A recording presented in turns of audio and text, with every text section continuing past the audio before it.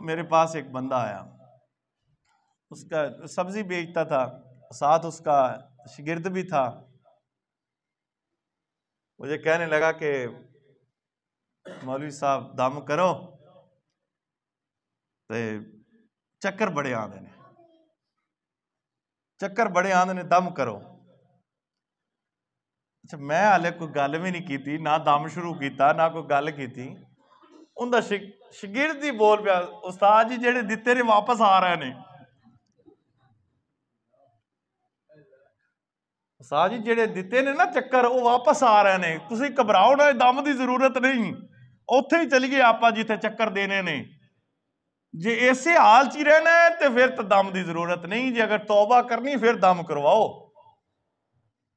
اس کی بات مجھے بہت اچھی لگی، اگر تو چھری اسی جگہ پہ رکھنی ہے، جو چھری کے نیچے آیا کاٹ دینا ہم نے، جو جس ڈنڈی پہ آیا ہم نے پھر بھی لگا دینی ہے، ہم نے سودے پہ کوئی رعایت نہیں کرنی، جھوٹ ہی بول کر بیچنا ہے، اسی گناہوں پر رہنا ہے، تو پھر تو بھئی دم کی ضرورت بھی نہیں ہے آپ کو، پھر کوئی نہیں ہے۔ پھر چاہے مولوی جتنی مرضی بھوکے لگاتا رہے، وہ کوئی نہیں دم کی اثر ہے۔ پھر ہم جتنے مرضی پہنچی ہوئی ہستی کے پاس چلے جائیں، وہ دموں کی ہم پہ کوئی اثر نہیں ہوگا۔